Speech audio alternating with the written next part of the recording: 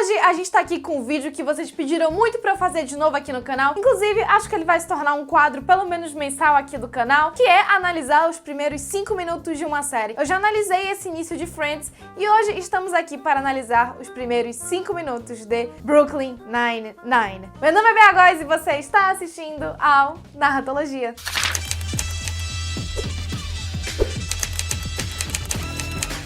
Se você caiu de paraquedas aqui nesse vídeo, esse é um quadro no qual eu analiso os primeiros 5 minutos de uma série para mostrar que toda a premissa dela está logo nesse início e que também esses primeiros segundos contêm uma quantidade gigantesca de informação condensada. Se você não é inscrito nesse canal, já aproveita e se inscreve, porque aí pode ser que eu analise os primeiros 5 minutos da sua série favorita e aí você vai aprender a analisar sua série favorita. E aí você vai, eu sempre falo aqui no canal, você vai arrasar na mesa do bar, dando um show de intelectualidade para os seus amigos.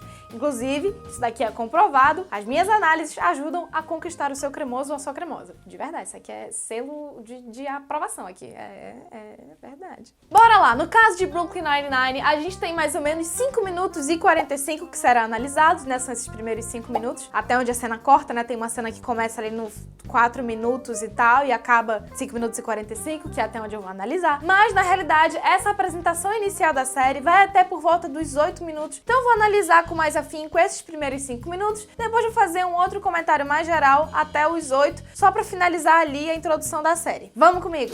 Brooklyn Nine-Nine é uma série de comédia no formato de uma câmera só. Ela não se encaixa no mockumentary porque ela não tem aquelas cenas de entrevista tipo Modern Family e The Office, e ao mesmo tempo ela não é uma sitcom, porque ela não tem as risadas e não é gravada com plateia e com umas 2, 3 câmeras pelo menos. Então eu diria aí que ela fica entre um mockumentary e uma sitcom. Isso faz parte de um movimento que a gente tem presenciado nos últimos, eu diria assim, nos últimos 7 anos pra cá, que foi quando o streaming, né, a Netflix entrou mais no mercado e a gente pôde perceber a ascensão de novos gêneros e gêneros se misturando, especialmente na comédia. Se você quiser que eu faça um vídeo falando sobre esses tipos de comédia que tem nascido, coloca aí embaixo com a hashtag Bea Comediante, que aí eu faço pra vocês. Então bora lá pra esse episódio. A gente abre a primeira cena de Brooklyn Nine-Nine com o voice-over. Voice-over, pra quem não sabe, é uma narração que vai por cima da tela, toda vez que tem alguém contando alguma coisa por cima, e essa voz não tá ali na cena exatamente, a gente percebe que foram gravadas em momentos separados. E é a voz do Peralta que diz o seguinte: este trabalho está acabando comigo. This job is eating me alive. Então, primeira fala e a gente já entende que essa série vai tratar do trabalho desse cara. E obviamente a gente logo percebe que ele é o protagonista por causa do enquadramento, né? Mostrando o rosto. Não é qualquer personagem que você coloca o rosto no centro da tela, geralmente é só o protagonista, algum personagem muito relevante. Com bastante destaque, bem iluminado, e ele segue falando do trabalho dele. I can't breathe anymore. Spent all these years trying to be the good guy, the man in the white hat. I'm not becoming like them. I am them.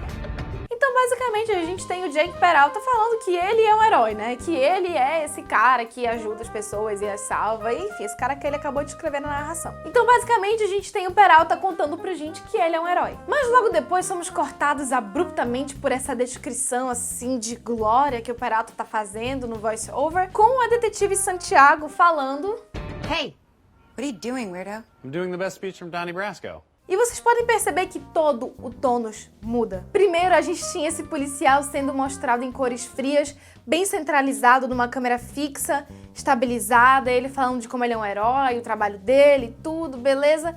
Corta pro comentário da Santiago, ninguém tá mais centralizado, as cores se tornam um pouco mais vivas e a gente percebe essa maior modificação, que a câmera troca, não é mais uma câmera estabilizada num tripé. A gente tem uma câmera que a gente chama de handheld, que não é quando a câmera é fixa, é quando a gente percebe que tem alguém segurando e ela fica tremendo um pouquinho assim, vocês podem perceber que ela tá tremendo. E o que essa mudança abrupta nos primeiros 20 segundos tá dizendo pra gente? Ela tá contando que essa série não vai mostrar a rotina de um policial como a gente tá acostumado a ver. O Peralta não é esse policial de cores frias e câmera fixa. Não, ele é um weirdo, ele é estranho, então a câmera vai balançar, as cores vão ser mais vivas. Não é esse policial nobre e honrado que a gente tá acostumado a ver. Ele é mais descontraído. I'd also like to apologize for my partner. His parents didn't give him enough attention. Logo depois, a gente tem o restante da cena dentro da loja assaltada que mostra pra gente principalmente o caráter do Peralta. Então, ele é esse policial que fica tocando no teclado, que fica fazendo piada. Entretanto, ele é muito bom no que ele faz. Fuzzy Cuddle Bear. He's an Anacam.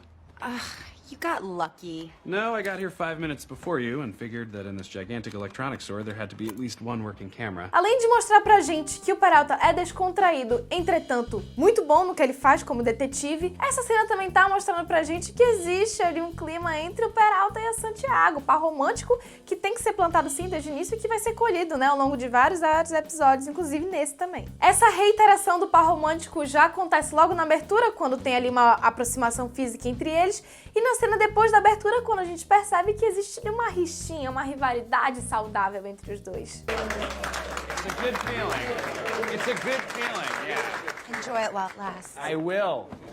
Inclusive, nessa cena da delegacia, nessa reunião que eles têm, tem alguns ensinamentos bem relevantes. Além do reforço do par romântico, a gente tem a apresentação de uma cena que vai se repetir várias e várias vezes ao longo da série. Esses policiais e detetives dentro dessa sala que tem um quadro, que tem mesas e cadeiras, onde eles vão fazer várias reuniões e vários encontros. Então, isso está sendo apresentado para a audiência para que ela faça o reconhecimento e isso se torne familiar para ela. No mais, a gente tem a introdução do procedural desse episódio. Um cara que levou um tiro e foi morto. E o Peralta tá ali apresentando o caso, mostrando direitinho que é pro espectador, quer dizer, que é pros outros policiais entenderem o caso. Não, imagina, isso nem é eles tentando ensinar a audiência de como funciona o procedimento da série. Não, imagina.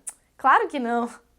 O procedural nada mais é do que a narrativa que começa e termina no próprio episódio, e Brooklyn Nine-Nine é uma série de caráter procedural, então é muito relevante que esse procedural já apareça assim logo no iniciozinho do episódio para que a gente se familiarize com o tipo de procedimento que essa série utiliza. Já fiz um vídeo aqui no canal explicando como é que essa estrutura funciona, vou deixar o link aparecendo aqui em cima para vocês. Earlier this morning, someone decided to shoot and kill luxury food importer Henry Morgenthau. Logo depois, saindo da boca da agente Rosa, a gente tem a introdução do aspecto life-changing do episódio piloto. Wait, tell us about the new captain. Captain Hull will be here soon. He'll want to introduce himself. Tem um novo capitão chegando para aquela delegacia. Muitas vezes, quando a gente está falando de uma série que é feita para um público vasto, como é o caso desta, a gente tem algum aspecto que, no episódio piloto, muda para sempre a vida do protagonista. E será que esse novo capitão vai mudar a vida do Peralta? É o que a gente vai ver logo mais. Mas antes de verificar essa questão do Peralta com o novo capitão, temos duas cenas aqui para fazer um comentário. Temos uma cena que introduz pra gente o segundo procedural do episódio, a subtrama, que é o Boyle tentando chamar a Rosa para sair. E a gente vai ter aí mais ou menos umas 3 cenas dedicadas a essa subtrama. Where would I find a place that shows old movies? Oh, yeah, just go on the internet and search for the phrase, I want to buy 2 movie tickets for a girl who doesn't like me. Quando esse diálogo entre a Dina e o Boyle termina, a gente vai para uma cena que é chamada de Establishment Shot. É uma cena que mostra o exterior da delegacia e ela serve para 2 propósitos. Tanto para a gente entender como é que é esse ambiente em que os personagens se encontram, tanto para indicar que houve uma passagem de tempo, né, que se passaram ali algumas horas, e os 2 recursos cabem aqui. Em seguida, vamos para Peralta e para o Santiago conversando, e eles contam pra gente como é que era com o antigo capitão e como ele deixava o Peralta fazer tudo. A gente tem um flashback mostrando como é que as coisas eram antes, até para a audiência entender como é que funcionava antes e o que é que vai mudar exatamente, e também para introduzir um código, porque esse tipo de flashback vai ficar voltando e aparecendo ao longo de várias temporadas da série. Então é importante também que isso esteja já no episódio piloto, se é uma linguagem que vai ser utilizada por todos os outros episódios. Aí o Capitão Holt aparece e percebemos que sim, a vida do Peralta vai mudar com a chegada dele. The next time I see you, I'd like you to be wearing a necktie.